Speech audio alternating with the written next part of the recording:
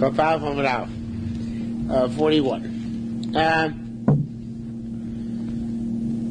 There are a couple of issues which we're discussing here, which have to do with they primarily have to do with what it says. Baal Shor Naki says that the owner of a short town, if his ox murders a human being, right? Ox scores a human being to death, he's exempt. What's he exempt from? So the Gemara assumes that we know it's obviously he's exempt from kofar.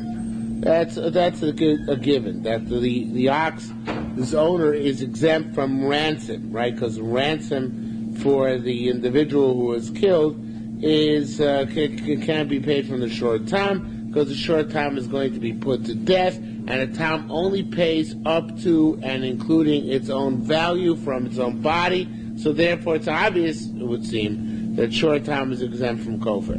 Although Rabbi Lezer said yesterday there's a scenario in which we still need an exemption, the case where the short time intended to kill an animal instead killed a human being. There would still need the exemption. But Rabbi Akiva doesn't use Baal Shor Naki for that purpose, uses for another purpose. And let's take it from the third line down. Mamakam Rabbi Akiva Baal Shor Naki. What does Rabbi Akiva do with the words Baal Shor Naki? Naki Dmei Eved. If the ox gores an eved to death, gores a slave to death, normally when a slave is killed by an ox, if the ox is a shor muad, if the ox has already been gored 3 times, you pay $30. But if the short time gores an eved to death, then that's exempt. So as Rabbi Lezer, Rabbi Akiva Naki Michatzi Kofer, does Rabbi Akiva not use Baal Shor Naki, that pasuk, to teach us that a short time does not pay half ransom in case of killing a regular Jew?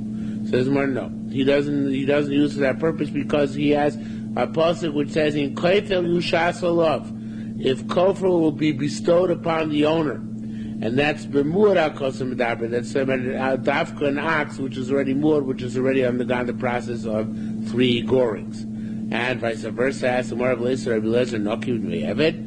Does Rabbi Lezer not hold of what we just said, according to Rabbi Akiva, that it's used to say Naki Dmei Eved, that we use the Baal Shor Muad, the Baal Shor Naki, to teach us that you don't pay for the death of a slave, for when the short time kills a slave. Says one, no. Nemar Kan HaShor Yisakel, because he also learns that out from elsewhere. It says here, the ox which gores is put to death.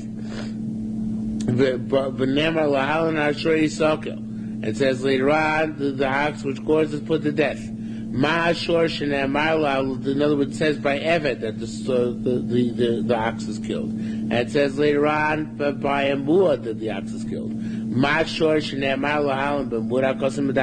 Just like over there where it says so about a muad, so the shor which is stated in the case of paying $30 for the death of a slave, specifically a shor muad.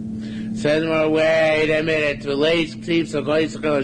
doesn't it also say by a short time that kills? So why do you make a gzeira shava between muad and eved only? Make a gzeira shava between eved and tam as well.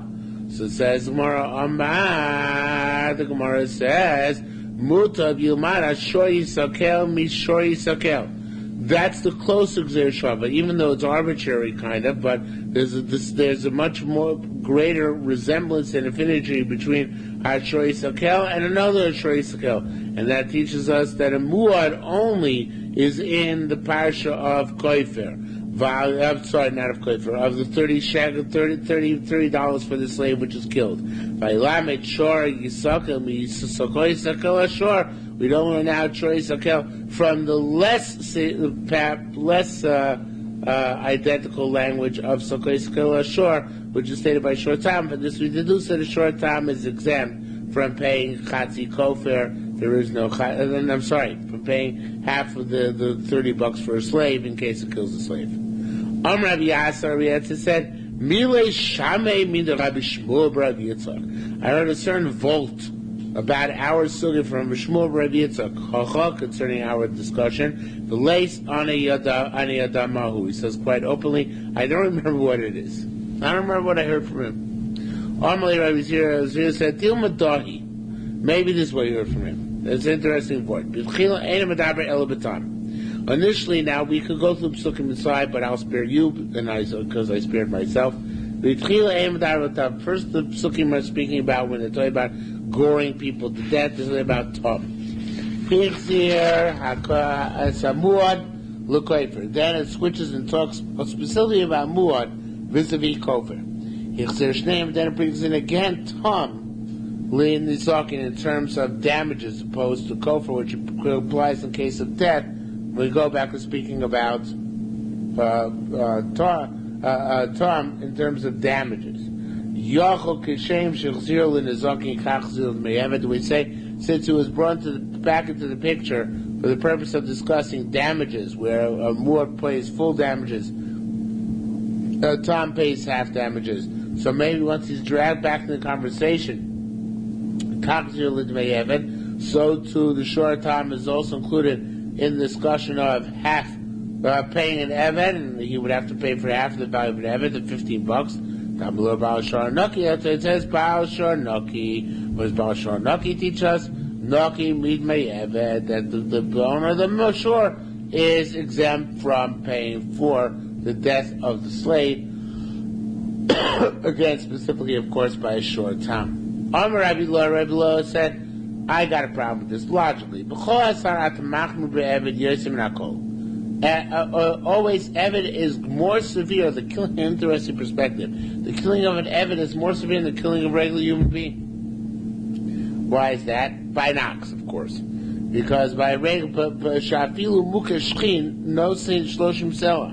Because even if you kill an Eved which is afflicted with boils and leprosy, you always pay $30. Even though the Eved might be worth far less than $30. You always pay $30, right?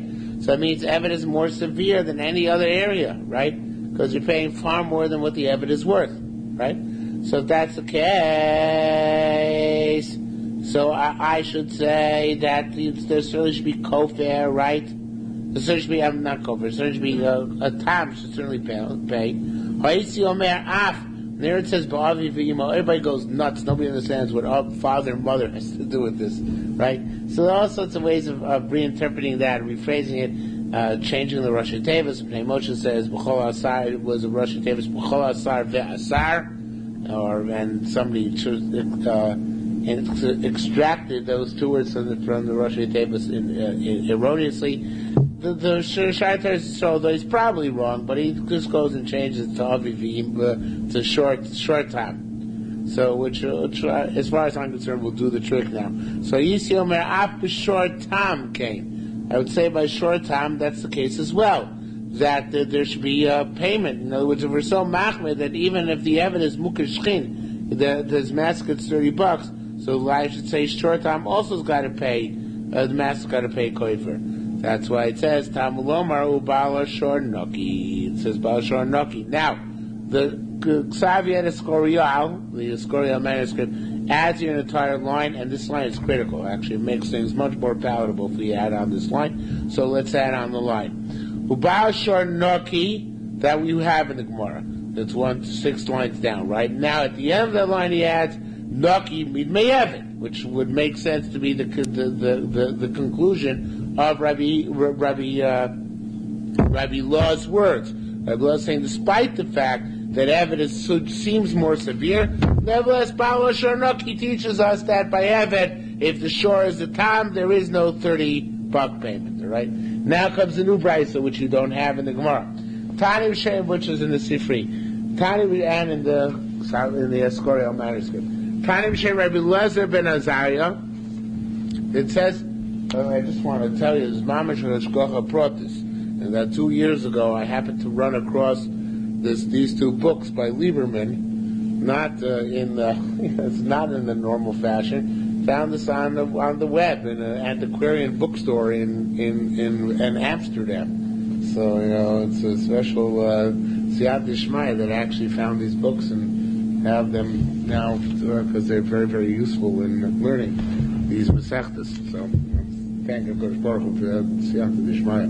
In any event, so here it says here, so again he adds in a brisa, all this you don't have in the Gemara. Tani b'shem Elazar ben Azariah, Baal Ashor Naki. The author Sham Baal Ashor Naki. Naki midvei vlados. Now here he clicks up back in the Gemara. Naki midvei vlados. That's interesting drasha. That means is that normally if you are, this case in Parsha Mishpatim as well, you're fighting with a man. And you intend to hit him, and instead you hit a woman who's pregnant nearby and she miscarries, right? So the law is you have to pay for her miscarriage. You have to pay. That's called Mei Vlados. If an ox does the same thing, an ox causes miscarriage. Shteitach and pasuk. Here we're learning that it says that the owner of the ox is patur from the Mei Vlados. He doesn't have to pay for the miscarried fetuses. So, ask more 1 second. All over, no matter what, there is you're more machmir by a muad than a tam. Here, you're being more machmir by a tam than you are by a muad. Now, you're being more machmir that we have a special series of kosev, Baal Ashor Naki, in order to exempt the tam from paying Dmei Vlados.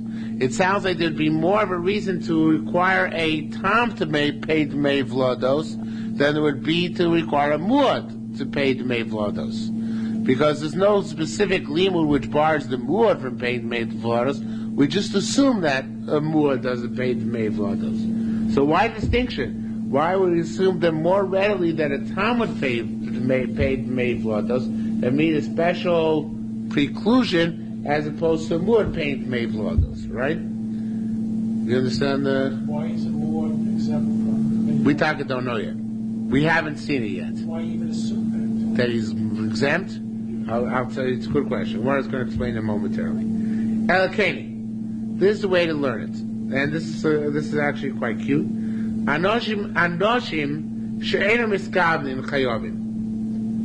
What's the Bash story about? It's about two men who are fighting with each other. They don't intend to hit the woman, right? They intend to hit each other. They intend even to kill each other, but they don't intend to kill the woman, right? So people don't intend to kill her. They intend to kill each other. They're the ones who are chayiv in the Mei Vlados, right? Right? So anoshim she'em mischavnin chayovim. Shoyrim she'em mischavnin. Since it says in pasuk now, it's not explicit here yet, but it's going to be more explicit in a few more lines. It states in pasuk ki notzu anoshim, men. That comes to exclude animals, oxen. But the similar kind of oxen, what oxen does it exclude? So too, just like anoshim she'em mischavnin chayovim, the converse of that shvarim. She'ena miskavim, shvarim which don't have a mind to kill this specific woman, but have a mind to kill other people, are potter as well. What kind of ox has a mind to kill people? A muad, right? So it means violent men are chayav paid Mei Vlados. Violent oxen, by definition, are therefore exempt because it says anoshim, not shvarim. But ha'ima miskavnin. But if they had kavana, now kavana here is a little bit difficult because what I really mean to say is a short time. Later on, the Escorial manuscript actually corrects it to Talmud in the next version of this discussion. But it sounds like if they had in mind to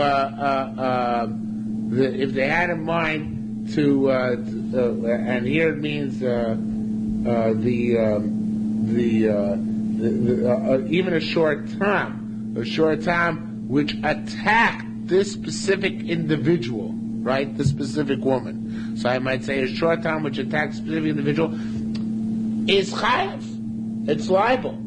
So kamashma that it's not Baal Ashor Naki, that it's not liable. Now again, the way we got this is a little bit convoluted. We said anoshim who are prone to violence are chayav. Oxen, therefore, which are prone to violence, are exempt. It must, but maybe oxen which are not prone to violence, but attack the woman directly, are liable, right? So now we need Baal Ashor Naki to say that even they're not liable. One more time. Men who are prone to violence, they're liable, right? Because they were intended to kill somebody else, so instead they kill this woman, they're liable to pay. Oxen, since it says anoshim, must not be liable. But that's only oxen where they had in mind to kill somebody else and killed this person instead, right? They're muad to kill, and instead they got this woman and caused it to miscarry. But that would indicate that a direct attack by an ox, where the ox directly attacks, and even without warning, even at time, should be liable to pay the Mevlods. That's the Baal Shornoki to say that case, also, the ox is exempt from pay. So says the Gemara, again, Tamlo Baal Shornoki, Noki with Mevlodos. Now that was not very clear. In fact, some of the Achronim erased that whole passage, although I don't think it's necessary. But now the Gemara gives another brisa which really expands and makes easier what we just said. Tani Choram, we have another brisa which basically repeats this discussion. With Tani it says, Baal Shor Noki. Baal Shor is Noki, he's exempt. Noki meet Mei Vlados, he's exempt from paying for the fetuses. So why do I need Baal Shor Noki? Doesn't it say V'china Tzu Anashim? Ray says China Tzu Anashim when men fight. Anashim v'lo shvarim. Then that teaches us, like we said a few moments ago, men and not oxen. Rabbi Chagai said theoretically, yes, but Kinemas is the way to read the Brisa. Anoshim shemis kavni chayavim. I would have said men who don't have kavana are liable. Don't have kavana to kill this one, they have kavana to kill another one. They're liable for paying for the miscarriages. Shvarim shemis kavni, oxen which don't have kavana to kill A but to kill B. Perhaps they're touring because it says anoshim not shvarim. But if they were, and here the Escoria manuscript saying that actually outright tamin. But if they were tamin, meaning out of the blue they aimed themselves at somebody and started goring that person and caused miscarriage. Yeah, you chayav, and in that case we say that if they're tam, they're chayav. Tam lomer Baal Shor Noki, that's it says Baal Shor Noki means me'avlados, so the Baal Shor is exempt from paying me'avlados no matter what the case is. Okay? So far so good? It took me hours to figure it out today. I don't even know if I still figured it out, but it took hours to figure it out. It defies logic, I feel, because if a Tom... Yeah, you know why it defies logic? Because nothing of the principle Kinley Rabbimine. Sometimes the more severe, the more heinous the crime, the less the path of the monetary penalty, because monetary penalty doesn't fit. So therefore, attack it makes sense to say that a muad might be exempt from monetary penalty, because it's not sufficient. I mean, the master of the muad, because it's not sufficient to he has to burn in hell. It's not sufficient to let him pay his way out of hell. Let him burn. So that's really the way you have to think of it. Okay, that helps, right? Okay. I was going to say that Adam Muad La'alam and his Chayiv, so a Shor Muad should be in the same category. Right, but it's not necessarily the case because, in fact, right, as I just said, the Adam Muad La'alam, but still the fact is that, they didn't intend to kill this person. But a Shor, if it's a shor muad, so it makes much more sense that the master is much more negligent in that he let this wild ox roam around. Therefore, kapora's money would not be sufficient. That as opposed to a tam, right, where would be sufficient. So that would make it more palatable. Says the Gemara, V'leis Ksiv says the Gemara, does it not say, wait a second, you created this artificial dichotomy, which we don't even like here, which says that the oxen are specifically muadim. Why? Because it's saying the oxen which didn't have kavana. Oxen which didn't have kavana, not that they were innocent, but rather they didn't have kavana to kill this, they would have had kavana to kill somebody else. Says well, we don't buy that. But Leisky doesn't say now the pshat I'm giving is my own pshat, and it's also in the Gemara in Yerushalmi in Nazir, and it's an edge in this way, and it's kind of a little bit shocking that Moshe doesn't interpret it this way, but I saw the Lieberman brings down that this is the Pasha Pshat we're about to learn. The two psukim very adjacent to each other, the four psukim apart. One place it says that if men fight, right, and they one of them hits each other, and he falls down, and doesn't die, but he's in bed. So then and the guy who hits got to pay for his doctor bills. That's the chirivun. Then it says v'chinatzu. V'chinatzu means if two people are fighting, and one of them, inadvertently strikes out and hits a pregnant woman, they have to pay for the miscarriage. That's the second puzzle, right? So v'leisi v'chinatzu v'chirivun. So it says these two psukim. One about the fighting between two men and they kill the fetuses of a woman, and the other about the fight between two men and one of them falls down and has to be treated by a doctor. Matzah and meriva are the same thing. Now, what does matzah and meriva mean? They're both about fighting. Therefore, so what if they're the same thing? So therefore, what can you make between the two of them?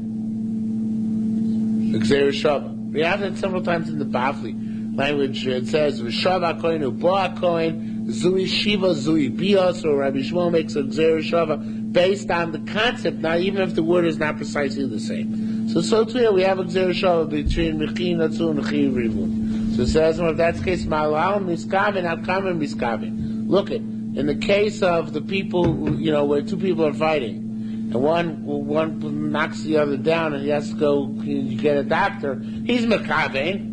He has a mind to hit that person, right? And vice versa. In the case of where two people are fighting, they hit a woman, they didn't intend to hit a woman, they intend to hit each other, right? And yet they're liable. So too, the case where if you hit somebody who didn't intend to hit, and he needs a doctor, you're liable as well. So basically we say that kavana applies to both cases. And also what applies is eno miskaveh. In other words, the halacha is true no matter what. Whenever you cause the miscarriage, regardless of whether you intended it or not, you're liable to pay. And wherever you intended, whenever you hit somebody else, whether you intended it or not, you're chayav to pay the doctor bills. So if that's the case, our kasha comes back. Why need bala shornoki? Because with this puzzle it says anoshim and not oxen. It's about both mechavin and eno mechavin. So about both the case of Mishar board, which is known to gore, even though in this case it's not necessarily known to gore, and about a tam who made a beeline to gore this person in this one case.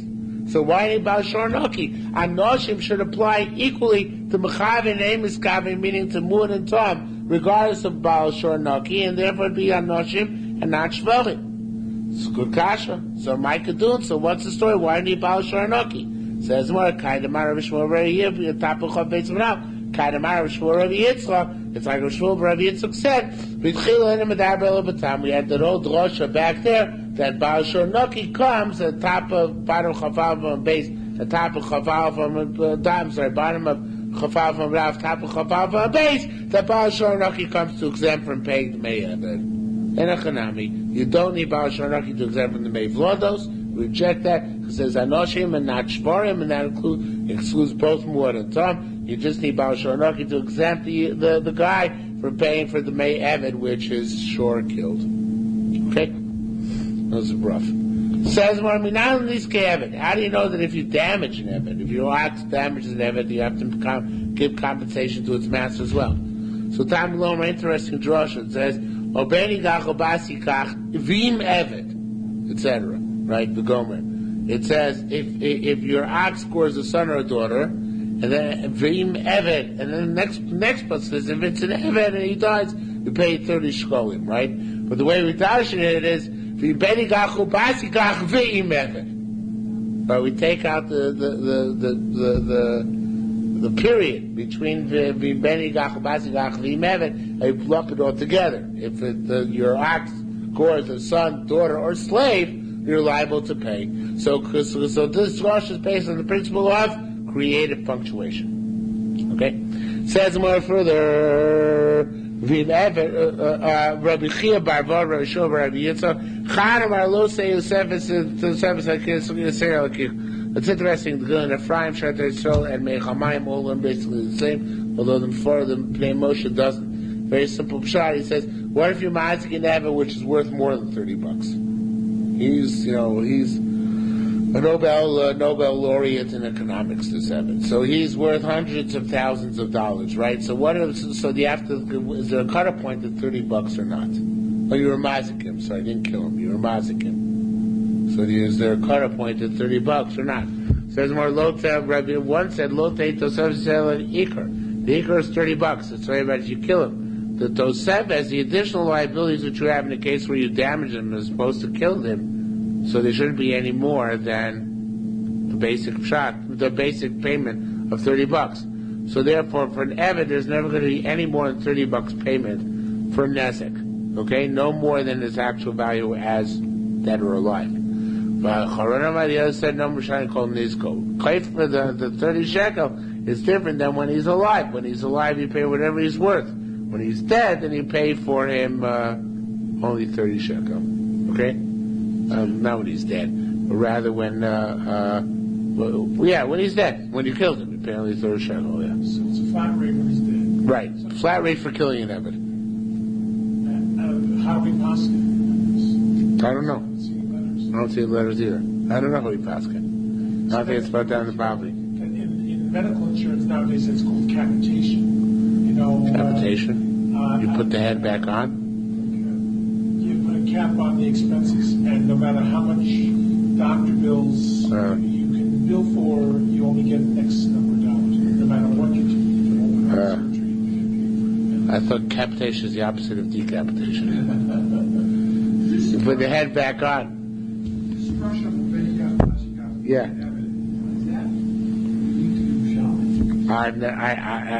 We have, Nei Seva Tukum V'Adarta Pnei Zakin. That's the type of George we have there. So, Nei Seva Tukum V'Adarta Tukum V'Adarta Pnei Zakin. So it's a similar type of George. I don't know if it's exactly the same. But it could be Yerushalmi. Okay? Says the Mishnah, and an animal which is rubbing, an ox which is rubbing against the wall, and the wall fell on the human being. If you had in mind to kill, so then and then of course the ox is put to death for doing that. We're assuming it did it on purpose. If the ox had in mind to kill an animal, the them and kill a human being. Had in mind to kill a goy, killed a Jew. When Philip had in mind to kill miscarried fetuses, and killed a term baby. In all these cases, Patur, the ox is Patur, just like human being is Patur, so the ox is Patur. Says if a person smites all, and we dash in this any part of a nefesh adam. What does this come to teach us? It's teaching us about a case where the first guy beat him, and there was enough to kill him, but a second guy came and finished him off. In that case, who's liable? Who's liable? But I beat you enough, I bestowed upon you a mortal wound, basically a mortal blow. But then somebody else came and delivered the coup de grace. The second guy's right. That's right. Right. That's right. We're going to expand that now. So obviously, somebody else came and hit him. He's tied to those who learn. He said only if the first guy hit him, not enough to kill him. Then the second guy is liable. However, Rabbi Lord said not true. Even the first guy's blow had enough to kill. Somebody else came and finished it off. The person who could finish it off is a liable party. Okay? Now this is important because of what we're about to learn momentarily. If an ox gores a man or woman, so from this we deduce, just like a man bestows his nizakin, whatever damages were rendered against him to his children, so to a woman bequeaths the right to sue for damages to her children as well. Says, well, how did the woman get it? Why did leapfrog over the wife? So Reish Lakish says, Reish Lakish holds that that a husband does not inherit his wife d'oraisa. So obviously he's flexible. So Reish Lakish Rabbi Yeshua. That's Rabbi Yeshua. Avia Mishnah, the father of Mishnah, meaning he wrote the Brises, which are the source of the Mishnah, says, "B'kofer shel achar misa shonu." We're talking about here the kofer of after death, right? So since talking about the kofer of after death,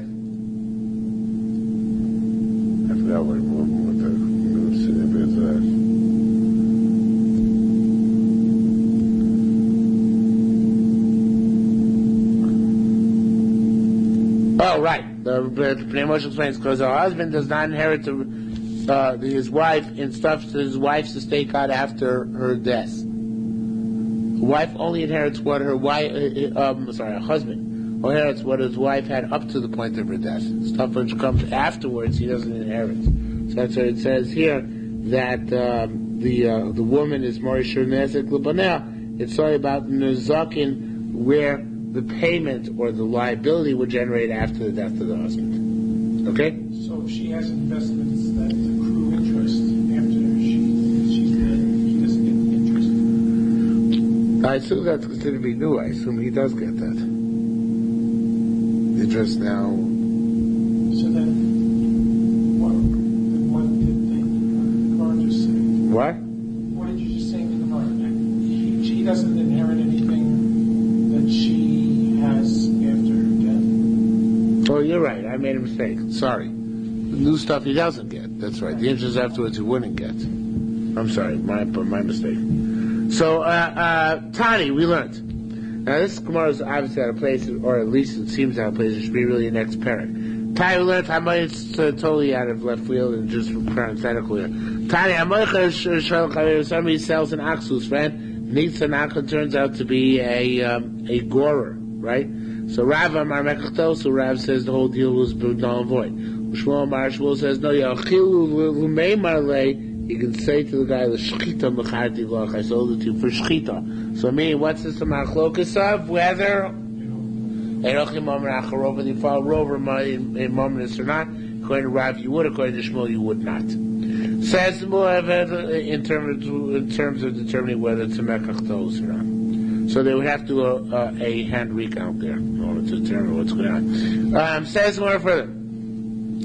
Nasa pidyon nafsho. It's talking about where your ox scored somebody to death. Says you have to give a ransom. Whose ransom are you giving? Very famous machlokas. Whose ransom is it?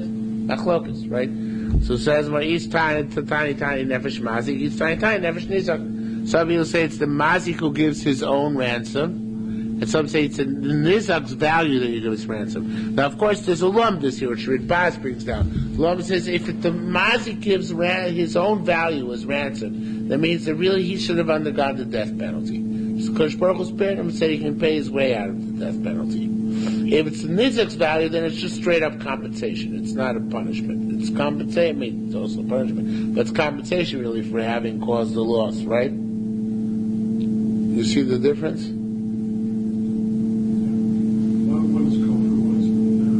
Yeah, but they're both called kofar.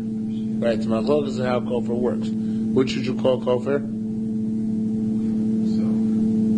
Yeah, but that's not after, because kofar can mean instead of. So that would mean instead of the nizak, because he himself is still alive. Don't like that. Instead of the masik who should. No, instead of what? Masik is redeeming his life, so kofar is instead of his life. Yeah, okay. Right. In any event, be that as it may. So it says more, there's machlokas, right? Isai ta nefesh mazi, isai ta nefesh nizak. Mandamar nefesh nizak. Who says it's a nefesh of the nizak? Which, you go according to the value of the guy who was damaged. Now, interesting case. Hikoa rishon akoyes misa. There are two oxen. Remember, kova is only a case where your ox killed, not where you killed. I can't see you get confused with that. So, ox number one. No, that's a different channel, but it's always when your ox scores. Okay? You don't trust me on that? No, you don't. You trust me. It's only if your ox scores something to death.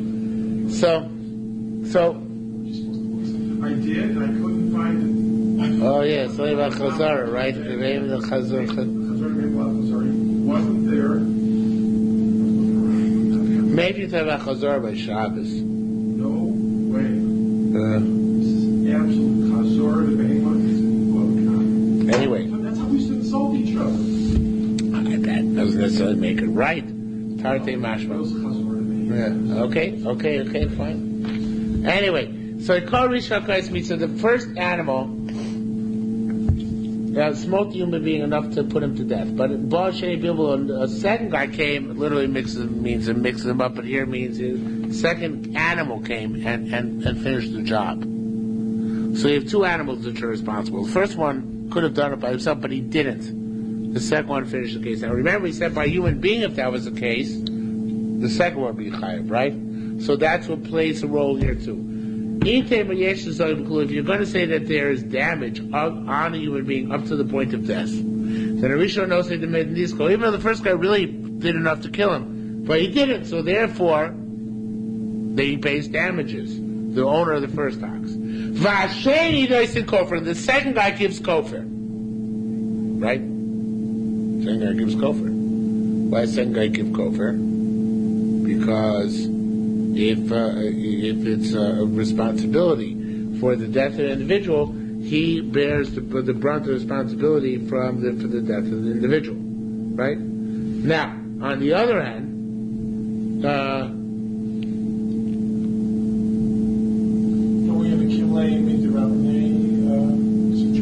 No, because the ox. No. The master's not liable to the death penalty. No, but the ox is going to get That doesn't matter. That's all chiddush. Chiddush tells us that even though the ox gets killed, also the master pays. So if you're going to say that there is no nezak until the point of death, then since we're talking about the main nizak, the being the main nizak, so it's not who's liable to the death penalty which determines, but rather who damaged the nizak the most. In other words, if you only could create dichotomy between nezak and kofar, the first guy did damage, the second guy killed. So the first guy gives nezak, the second guy gives kofar. But if you can't create the dichotomy, and all there is kofar, so since if kofar is the main nizak and not the main mazik, it doesn't go by the parameters of who would be liable were two men who participated in this act, but rather goes by the parameters of who actually was the one who created enough damage that the nizak has to be replaced. Who's the one who created enough damage the nizak has to be replaced? The first guy, right. So if they can have double whammy, then you give a double whammy, right? Nizak and kofar. If you only have single whammy, the single whammy is going to end up by the first guy who initiated the process, owner of the first ox which initiated the process. Now, God's command my Peter Nafshel shall the second guy's potter. That now command Amar, that's like command Amar that holds the main Nafshel shall nizam. What about command Amar Peter Nafshel shall mazik? You're paying for yourself. So that's and in that case, if you're paying for yourself, in the case over here, for some reason, which I'm not fully sure about, there can't be kofar. Everybody gets can't be kofar because it's the main mazik, right? So it's liability for the death penalty, which determines your own liability, which determines whether you pay kofar or not. So in the case of one ox, gave it enough of his zets to kill it, gave the human being enough of his zets to kill him. The second ox didn't give enough of didn't do any killing, but the second ox did complete the job. The first one could have done it on his own, so the second one completed the job for him. So in that case, if that it's the main mazik, there's nobody here to pay.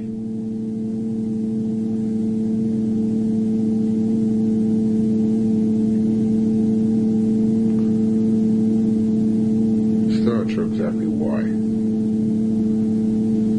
Even the second guy doesn't have to pay.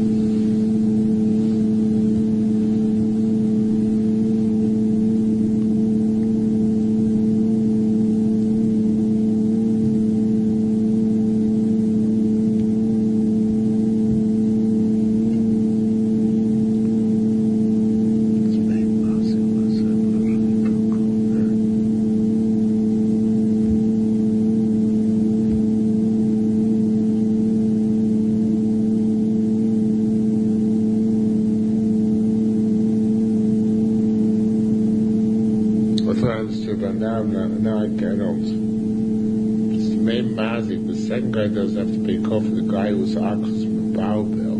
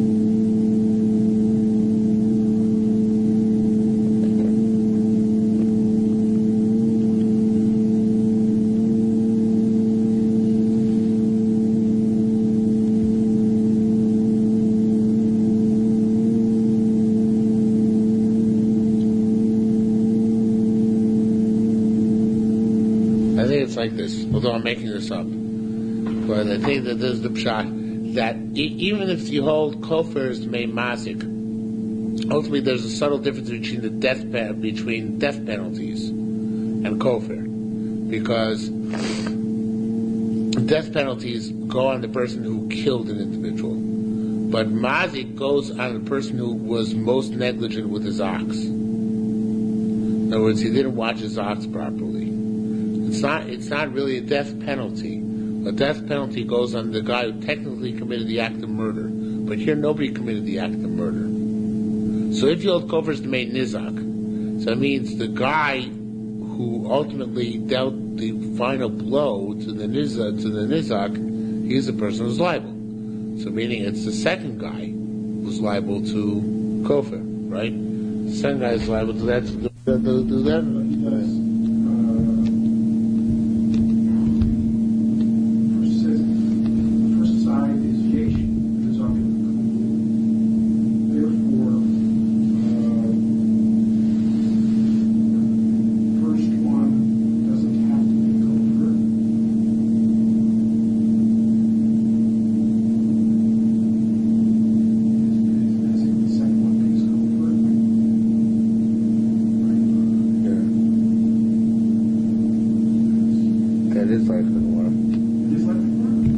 Guy pays nezek, the second guy pays kofar.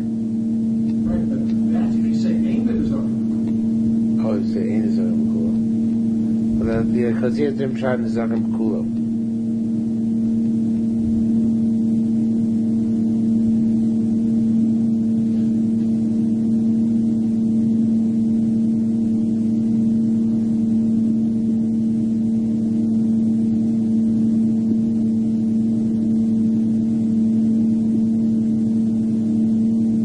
Let's go back for a second. Let's go back for a second.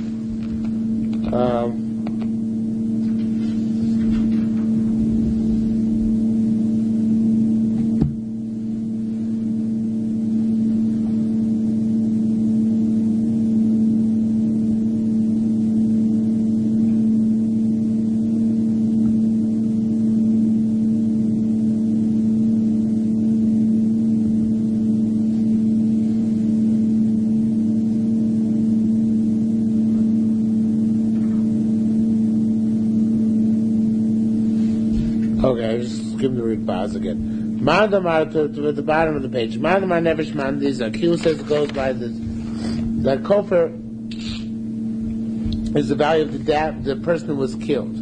So he called Rishon HaKoyes me. So the first guy, the first ox smote enough to kill. The second guy just came and finished off the job. If you're going to say that if you're going to say that kofar is the main nizak, so it's a form of tashlume nezek, right? There's nezek for less than death, and then there's nezek for death, right? It's on the same continuum. You pay, if you damage somebody, you pay, and if you kill somebody, you pay. It's payment for the damages in both cases, right? You're paying for the damage that you caused. So then if we can, so look at it as a continuum. There's payment for damage. And then there's payment for the ultimate damage for death. That's the ultimate nizak. If you ultimate mazik, it's not damage, it's, better term is perhaps reparations. If you ultimate mazik, it's not reparations, it's a penalty, it's an oynesh on the mazik who did it. You see the difference between the main nizak and the main mazik? The main nizak is reparations. It's almost like the $30 for a slave, right? You're reimbursing the family of the nizak for the loss of this individual. The main mazik, you're not reimbursing the family. You're paying for what should have been, instead of you going to the gallows, you're paying money in order to bail yourself out, right? You're giving your own ransom, not the ransom of the person whom you killed. Is that given? It's the. Well, so look at it now. Now it works out very nicely.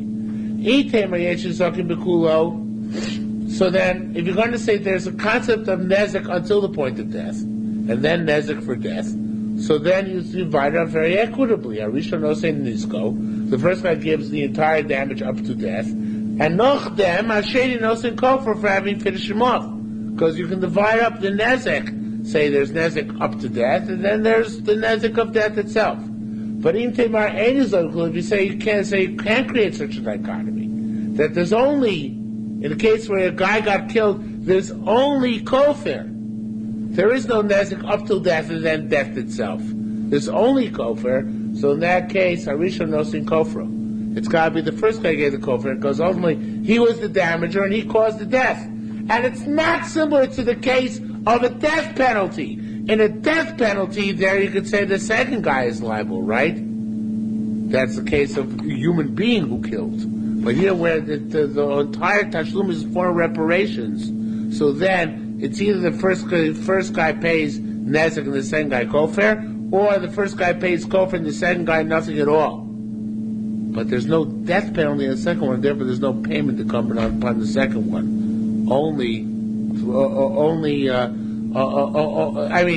I shouldn't say it. In a case where the first guy's paying the kofar, because there is no separate payment for the nezek up to death, then the second guy is exempt from kofar, because the payment has already been made.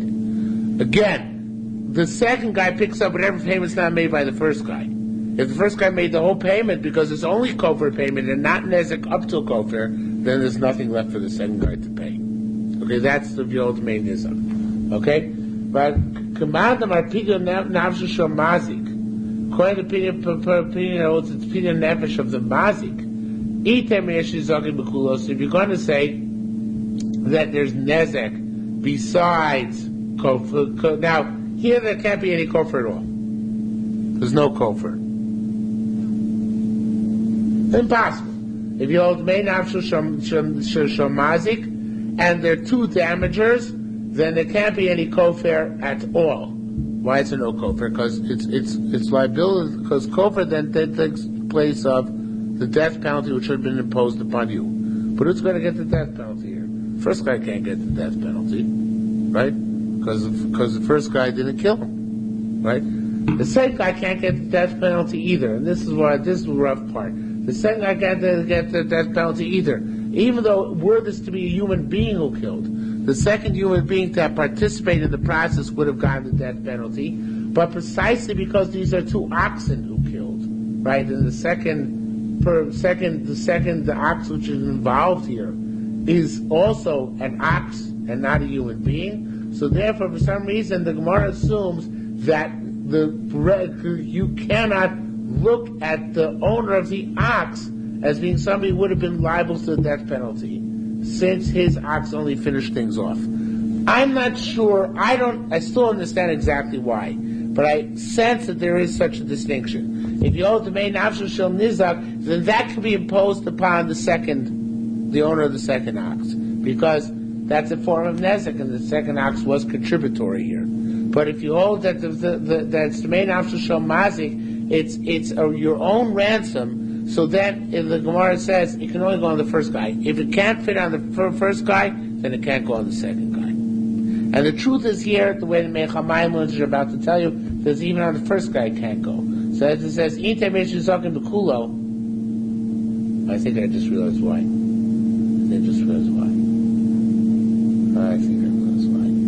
because it's a special Xeris HaKosov, where by a human being. No, I got it. So that's caused by a human being that even if somebody does mixas nefesh, he's liable to the death penalty. But there's no such Xeris HaKosov by an animal. In other words, where you kill somebody, even though he's 90% dead already, you only killed the last 10%, then you're liable because you killed that last 10%. But when you kill, but there's no such halacha by an animal. There's Xeris HaKosov stated by human beings, not by animals. So it comes out a very beautiful distinction. Now I think now I can say it very nicely. That, but if you hold Mein Amshel Shon Yitzhak, it doesn't matter. It doesn't follow the parameters of the death penalty, and therefore it gets to be kosher, regardless of who did what part. Ultimately, where it ends, so somebody's going to be liable for kosher because it's a restitution payment. It's a reparation and not in lieu of a death penalty. But if you hold that it's in lieu of a death penalty, should have been imposed upon you, and here it's the animals which did the job, and the animals were shutfim in this, there's no halacha which says that there's a death penalty or any form of reparation in consumer reparations kapara for the mazik in a case where two animals did it in partnership. Okay? Now let's run through one more time. I thought it was hard this morning. Madamar nefesh nizak. He who says it's nefesh nizak, just going right down my base. He called Rishon HaKol. So then, if it's nefesh nizak, somebody must pay. Somebody has to pay kofir. It's a reparation. We'll figure out who can pay. He called Rishon HaKol Misa Bashe and Bilbulo. If you're going to say this nezek up to death, so Rishon knows he needs kofir. The first guy gives nezek. Vashe knows in kofir. The second guy gives kofir. Because there's no nezek up to death. Harishon knows in kofir. The first guy gives kofir. Vashe part. The second guy's part. But somebody's going to pay for the damages. According to Peter, that holds that it's not reparations, but rather atonement money, like a korban for myself. So then, in this case, there can't be any atonement because there's no halacha of shutfus by killing when my animals kill. Where human beings kill and there's a shutfus, so especially because of the guy who did the last 10%, he's liable the whole thing. But by animals, no such xeris HaKosov. So therefore, neither guy can pay kofir. There is no kofir. Well, can there be? There can be nezek. And that's why the Mecha mind's change is critical. I'm about to make it. You're going to say there's nezek up to death, even in the case where death occurred subsequently. Harishon knows saying it should be nizko. That's the Mecha mind's true change. The first guy gives nezek. There's no kofir because it's a death by partnership. There's no kofir, but the first guy gives nezek. Vasheni pot, the second guy is exempt.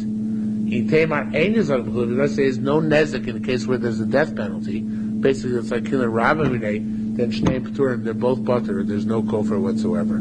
Again, according to the Pshat, that kofir is to make mazik, it's got to be where, if were you to have done it yourself, you would be liable for a death penalty. But that's only in a case where your ox caused the entire thing. If your ox had a shutfus with another ox, yes, by human being it's true. That's xeris HaKosov, we go by the last guy. But by animals, it's like there's no such xeris HaKosov. And therefore, there's no liability in terms of kofir. Okay, let's finish two blocks. Whether we understood that or not, we spent enough time on it. Shor Ish or Shor Yisayim. You have an ox of a woman, an ox of Yisayim, Shor Apotropos, an ox of a guardian, Shor Midbar. An ox which is roaming free in the desert, no ownership. Shor Hekdesh, an ox which belongs to Hekdesh. Shor Ager Shemes Vein Yorshim, the ox of a ger who died which has no Yorshim. So then, if all these oxen killed, Arelu Chayav and Misah. Even though there's some deficit in the ownership, right? Could be that in these cases there's no true owner, nevertheless the ox itself was put to death. Ravina said, Ravina Omer, Shor Midbar, the ox which is roaming free in the desert. Shor Hekdesh, the ox of Hekdesh, Shor Ager Shemes Vein Yorshim. Peturim and Amisa, they're exempt from death from Nesha Ein Lo B'Bailim. There's no owner, there's no death penalty for the ox. My time to Rabbi Yehuda. Why? What's large Rabbi Yehuda? It says you warned the owner, he didn't watch it. And Bailim Leilu, and these animals have no owners. Linin is Zaki. What about in terms of damages? A fascinating question. Tiny Rabbi Yesha, right? It said Linin is Zaki, Rabbi Meir Mechayev, Rabbi Yudan Potter. You know what it means, Rabbi? It means if you have an ox, which is Hefker, and it's damaged, if somebody goes into Zoich on this ox from Hefker, he has to pay now for the damages incurred by this ox. It's kind of like if, in case when you pick up Lahavdil, pick up a property which has environmental hazards on it, right? You have to pay to clean up the environmental hazards. So it's here, this ox comes to you with baggage. So if the ger shemei spein yorshim, right? A ger died and has no heirs, so it doesn't have anywhere to go. You pick up the ox, you're liable for any damages the ox caused during its own previously. It's a very big chiddush. Rav Yudah says, of course, Shepata, which makes more sense to us, but Meir says you're chayiv. L'koy from my, what if this ox killed, and now you pick up the ox, do you have to pay kofer? Right? Pedos, V'shem Rav Yudah said, hakomodim b'kofer shu chayiv. It's not true. Everybody agrees, even Rav Yehuda agrees, that the person who acquires the ox has to pay kofer. It's an amazing thing. You know, like this, when he's talking knows by kofer, he has to pay. Says one now. Some say Rabbi Yochanan and Rabbi Yana said, "Kishem shechlokim b'nizokim chach chokim b'kofer." Same machlokas b'nizokim is also machlokas remembered by kofer as well. Rabbi Yirmiyah boy Rabbi Zira. Rabbi Yirmiyah asked for Rabbi Zira, "Hech avdin uvda." What's halacha ma'is? What do we do? So he said, "Rabbi Yeshua in nizokim."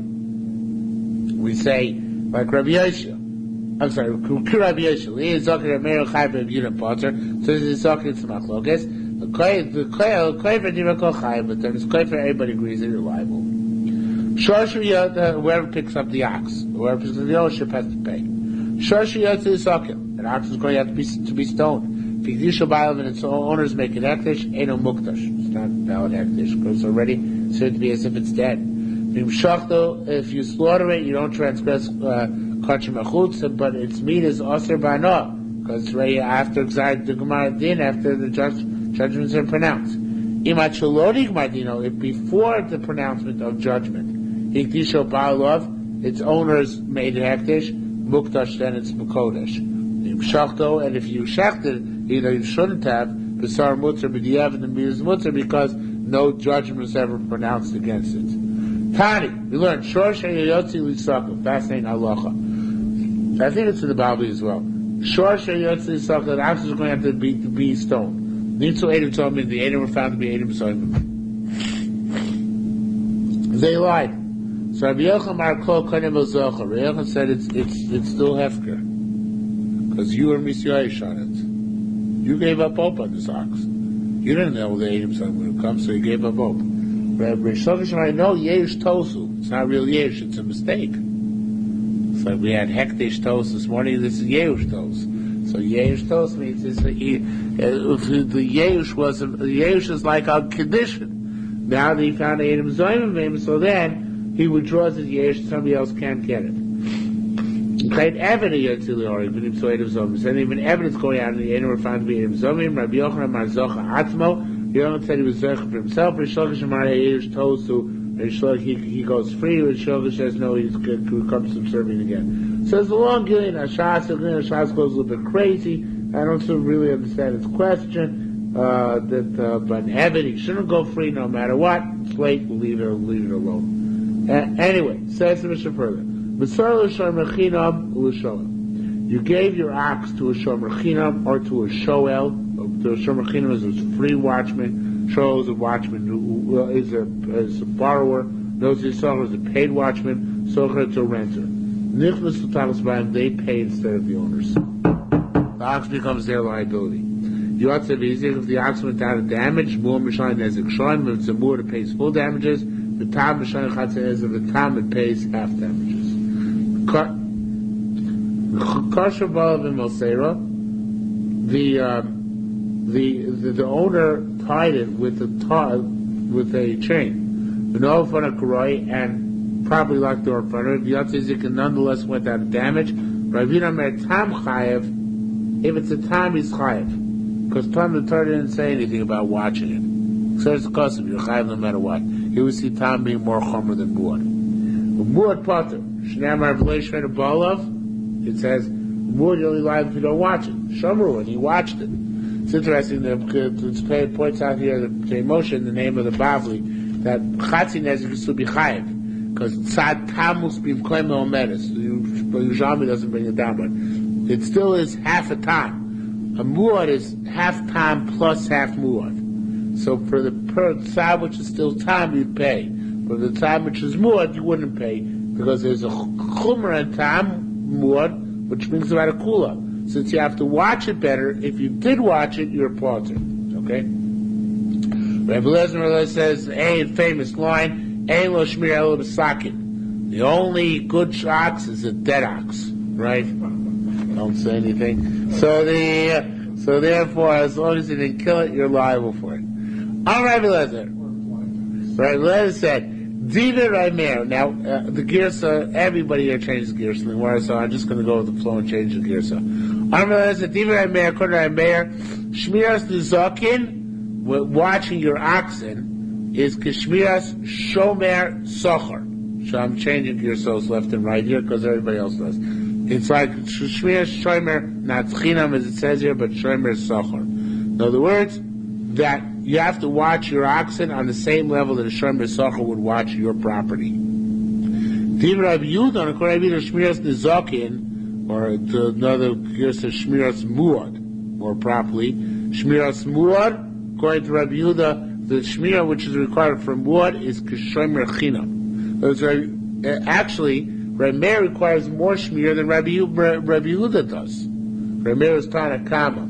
He says that that you require that if you did, even if you locked the door in front of your animal and it went out and damaged, you're chayav, right? So that must be it's not enough to lock the door in front of it, which a shomer chinam could do. But if you have like a shomer sacher, you're liable on an even higher level. Remember, shomer chinam is only chayav shiur, right? A shomer sacher is chayav on gnev and aveda. So a shomer sacher, if he just locked an animal in a pen and it went out and damaged, and went out, it left, he'd be liable to make restitution to the original owner, right? So that means that here, where the mayor says, if you left the animal in a pen locked up and went out of damage, you're liable. So that's a parallel between Shomer Sachar and Shmiras Nizakin. If for Shomer Sachar would still be liable, having left it in the pen locked up, so too the owner is liable, even having left it in the pen locked up. On the other hand, Rabbi Meir disagrees. Rabbi Yehuda disagrees. Rabbi Yehuda that suffices. If you locked it in a pen, you're not negligent. Yeah. And a Shomer Chinam would be exempt under those circumstances. Shomer Chinam is only chayv, he's poshea. He wasn't poshea. So too, Rabbi Yehuda exempts you from if you're muad from paying if you locked him up. So the level of shmir required for a muad by Rabbi Yehuda is the same level that is required for a Shomer Chinam. Again, according to the way everybody changes gears. So again, shmira required for an animal is the same like a shomer sachar, which means it's not sufficient to tie it up and assume it's not going to go away, because the shomer sachar is chayav on aveda. That would be if walked out of the yard when the yard was locked, shomer sachar would be chayav. So if it went out of the yard and when that was mazik, you're liable. So that's the shmir. So therefore, according to Meir, Shmiras Nizakin is Kishomer Sachar, and you're liable if your ox goes out and damages, if the ox goes out and damages, even if you penned it up. According to Rabbi Yehuda, however, no, as long as you are negligent, which is standard of Shomer Chinam, you're a potter, if it's a Shor Amur. Because Torah said, watch it. What is watching defined as? Keeping in the pen. What do you want to say?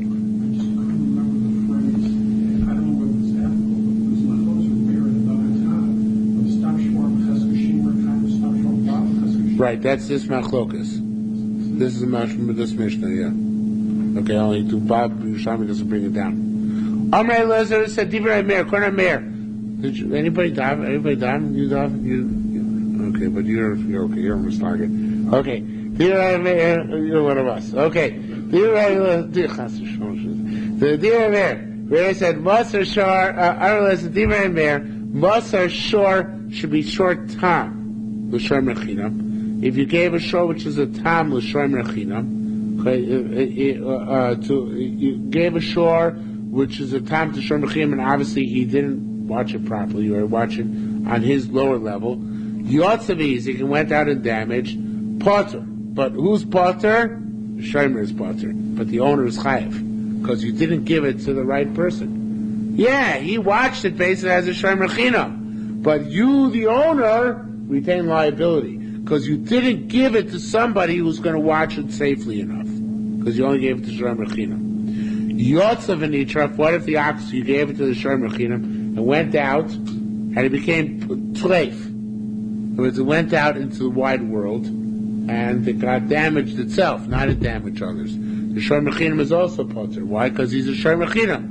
All he has to do is lock it up. If it gets beyond the lock, it's not the shomer chinam's problem. He wasn't posher, right? Now, what if you gave the shomer socher? If you gave your animal to a shomer socher, yotzav, then it went out and damaged. So then chayav, the shomer is chayav, but only if the shomer wasn't shomer properly. Meaning, if all he did was put it under lock and key, that's not sufficient. Lock key is not sufficient. You have to put it under constant surveillance. So then the shomer is chayav. Yotzav and Yitraf, and if under the shomer socher's watch it went out and became treif, also it should be chayav. You, the shomer socher, is liable. Why? Because again, shomer socher is chayav and gnev and aveda. When it leaves a locked pen, that's considered to be aveda. So therefore, the shomer socher is chayav. In that case, both for nizakin and for anything which happens to it. Okay. Rabbi, now that's you take on Rabbi Lezer because Ray said Rabbi Lezer on top. But be as may, Rabbi Lezer different Rabbi Yehuda. According to Rabbi Yehuda, Maser shor muah l'shor mechinam. He gave a shor muah to a shor mechinam. V'yotzav yizikin, went out and damaged. So according to Rabbi Yehuda, it should say here potter.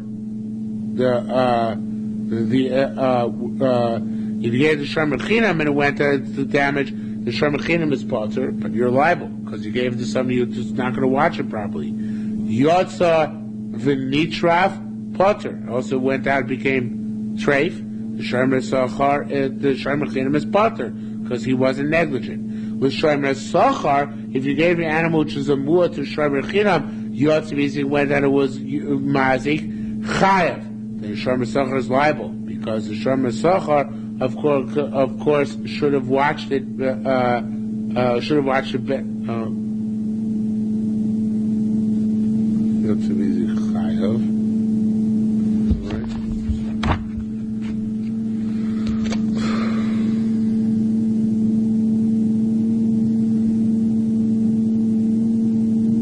No, but yotzav easy potter. Right.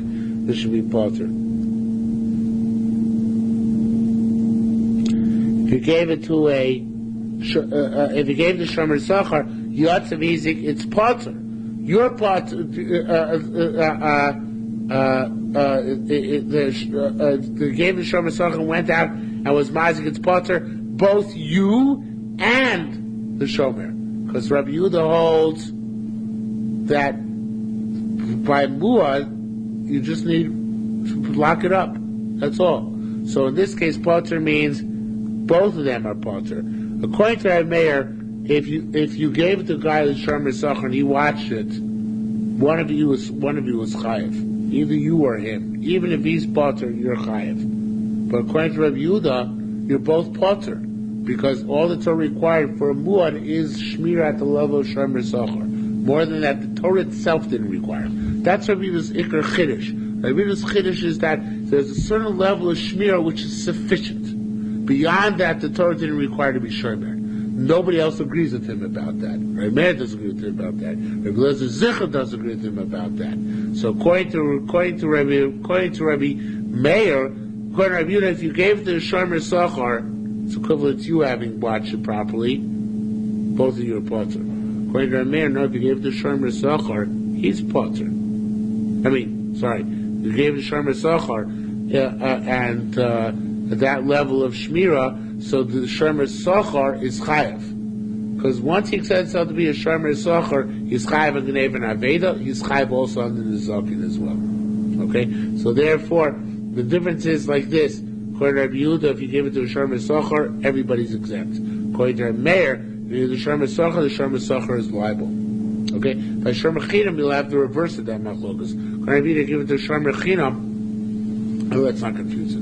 Bottom line is, there's a basic machlokas how much shmir is required, and really it contends has to do with muad, what shmir is required. So be as it may, nitraf, says Gemara, chayav. Now, the Shomer Sochar goes out and it becomes nitraf, then the Shomer Sochar, either Shomer Sochar is chayav, or there's an interesting Girsa Shar Teretz Yisrael, which is, he wants to say that here it should say potter. But I don't want to get into that because it's already extremely late. So let's just leave it the way it is here. Nitraf chayav. Now, the Shomer Sochar, if it goes on damages on his watch, according to Rabbi Yehuda, the Shmira was enough. Potter on it having damaged others, but on it having been damaged, that a Shomer Sochar is chayav on. Amar Lezer said, how do we know that Shmir ain't Shmir Sakin? Valo Shomeru. Most people watch their oxen. But Torah chiv also. The Torah is mechayev nonetheless. Amar Lezer says, Kol Shmir Shomer Torah. And anytime the Torah says you have to watch your ox, Afilu Kifu Chaim Basbarzel, even you put upon it a metal wall, aim and shine also the gufo. It doesn't work. It has to do with the ox itself. You have to be killing the ox. Therefore, we check it out. If it's suitable for, now, we look at the ox itself, actually. And gufo doesn't mean we always have to sort of look at the tendency of the ox. If the ox is a weakling, a 98-pound weakling, and according to Rabbi Lezer, even if you don't necessarily slaughter it, you're okay. But if the ox is a regular ox, so then the only shmir that there is the shmir of killing the ox. Okay, I'm sorry it was a very rocky road to travel tonight. I thought it'd be easier, even though it was hard for me this morning. But at least we did too much.